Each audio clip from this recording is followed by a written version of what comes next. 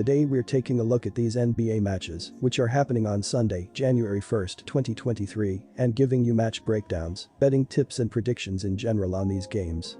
Welcome back to High Stakes. Before we dive into our video, don't forget to subscribe and push that notification bell to get notified as soon as we release these sport prediction videos. Also, check out our perks and join the High Stakes membership. Joining the High Stakes membership is easy, is cheap, but it will help a lot in the growth process of this channel. Plus check out our Patreon in the link down below if you want access for our premium picks. Our Patreon is a way for us to help you improve your chances of making more money. Multiple plans are available for each and every one of you. Stop wasting hours of your time searching for bad betting predictions that ends up costing you a lot of time and money. Join the High Stakes Patreon now and get the best betting picks. Going back to our games for today, make sure to watch our videos till the end so you don't miss any of our picks.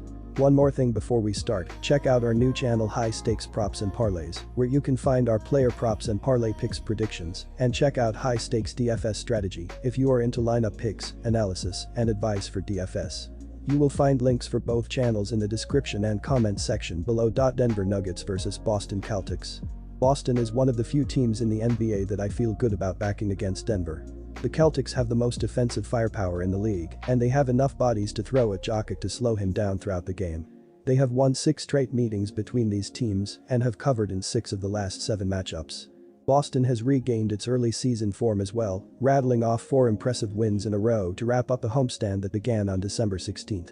The Celtics have an extra day of rest under their belt heading into this game as well. Our team pick is Boston to cover. On paper, this game has the makings of a high-scoring game. But when the second half approaches, these two teams will hunker down on the defense end. This game will become more and more like a playoff game. This will provide fun basketball to watch and a defensive showcase. The under is 7-0 in the Celtics' last 7 road games versus a team with a home winning percentage of greater than .600. The under is 6-2 in the last 8 meetings. Our total pick is to take the under 234.5 points on Sunday. Memphis Grizzlies vs Sacramento Kings. The Sacramento Kings are currently in 5th place in the Western Conference standings as they are 3.5 games back from the first place Pelicans. On offense, they are scoring 118.3 points per game and shooting 49% from the field. This is the second most points scored per contest and 4th highest team shooting percentage. According to dunksandthrees.com, the Kings have an adjusted offensive rating of 115.9, which is the 6th highest rating in the NBA.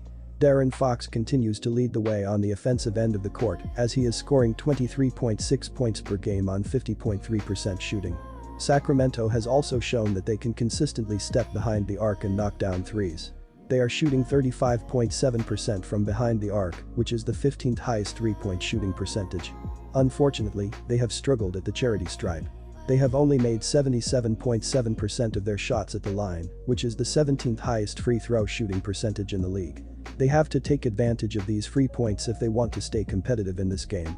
The Memphis Grizzlies are currently in 3rd place in the Western Conference standings as they are 3.5 games back from the Pelicans. On offense, they are scoring 115.4 points per game and they have shot 46.5% from the floor. This is the 9th most points scored per game and the 20th highest team shooting percentage. According to dunksandthrees.com, the Grizzlies have an adjusted offensive rating of 113.8, which is the 13th highest rating in the NBA. Ja Morant continues to lead the way on the offensive end of the court as he is scoring 26.8 points per game on 45% shooting from the field. Memphis has also shown that they are more successful when they are attacking the basket. They have only shot 34.7% from behind the arc, which is the 17th highest three-point shooting percentage in the league. The Grizzlies have also been terrible at the charity stripe as they have only made 71.4% of their shots at the line. This is the lowest free throw shooting percentage in the NBA as they have to be more consistent if they want to stay competitive in these games. On the defensive end of the court, the Grizzlies have been tough to score on. They are currently surrendering 111.5 points per game and their opponents have shot 44.7% from the floor. This is the lowest shooting percentage allowed in the league and the 9th least amount of points given up per game. According to dunksandthrees.com, Memphis has an adjusted defensive rating of 109.5, which is the 2nd lowest rating in the NBA. Memphis has also shown that they will consistently contest shots near the rim and on the outside. They are holding their opponents to 36.1% shooting from behind the arc, which is the 17th lowest three-point shooting percentage allowed in the league. The Grizzlies have also snatched 48.7 rebounds per game, which is the second most. They will have to secure the ball off the rim if they want to consistently keep the Kings off the scoreboard. I love the Grizzlies -5 at home, as I see them playing good enough defense to cover the spread against the Kings. According to dunksandthrees.com, the Grizzlies have the second lowest adjusted defensive rating, and they are holding their opponent to the lowest shooting percentage from the field. They will contest shots near the rim and on the outside, as Sacramento won't efficiently score in this game. Memphis is also 13-3 at home this season, as they have been very tough to beat in front of their fans. The Kings have also struggled on the defensive end of the court, as they won't get enough stops to cover the spread.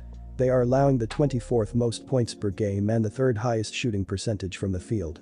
The Grizzlies will be able to attack the basket and consistently score on the inside, as I don't see the Kings slowing them down. Memphis is scoring the 9th most points per game, and they get the job done on both ends of the court. Our team pick is pick the Grizzlies and lay the points, -5 at home. Sacramento is 19-15 heading into this contest with Memphis, and it is a good sign considering how poorly they have played over the last 4 years. As long as Fox and Sabonis remain healthy, they will be in a lot of games and compete every night. Defensively, they are a work in progress, and the Grizzlies will get whatever they want in this game at the FedEx Forum. Both teams are top 10 in pace, and I anticipate this being a high-scoring back-and-forth Western Conference affair. Considering this is the second leg of a back-to-back, the Grizzlies may opt to sit one or two of their older veterans. But regardless, this game will go over. Our total pick is over 240 points. Milwaukee Bucks vs Washington Wizards. The Washington Wizards are currently in 12th place in the Eastern Conference standings, as they are 10.5 games back from the first-place Boston Celtics. On offense, they are scoring 111.9 points per game, and they are shooting 48.1% from the field. This is the 20th most points scored per contest and the 9th highest team shooting percentage.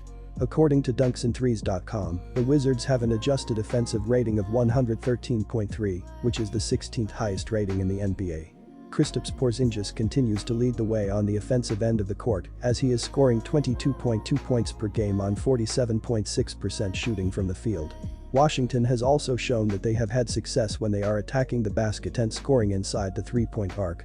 They are only shooting 34.7% from deep, which is the 19th lowest three-point shooting percentage in the league.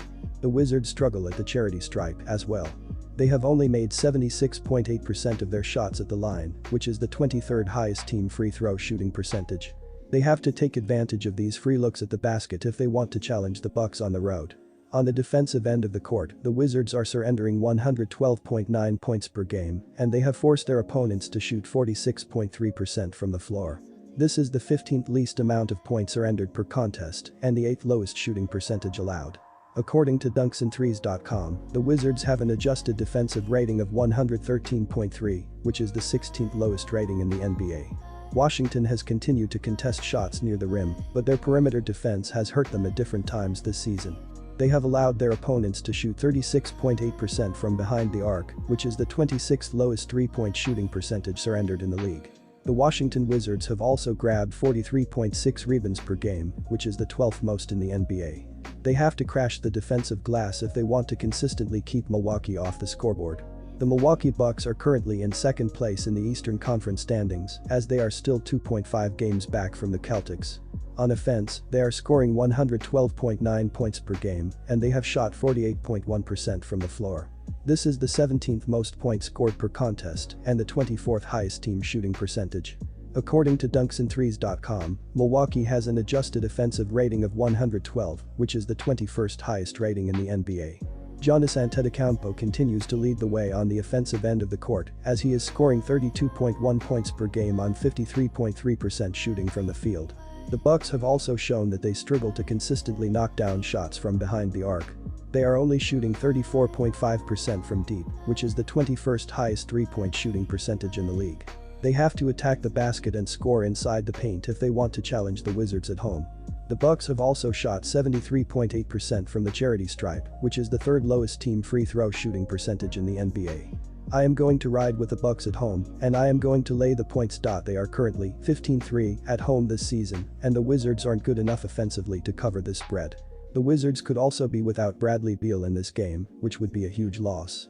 The Bucks have continued to dominate on defense, as they have the third lowest adjusted defensive rating in the NBA, and they are holding their opponents to the 6th least amount of points scored per game. They will lock the Wizards up and efficiently score on the other end. Washington has been average on both ends of the court, but I don't see anyone on their team stopping Giannis in the paint. He will continue to score throughout and allow his team to slowly pull away. The Wizards are close, but they aren't healthy enough to challenge the Bucks on the road. Our team pick is Milwaukee Buck and lay the points. And our total pick is over 225.5 points.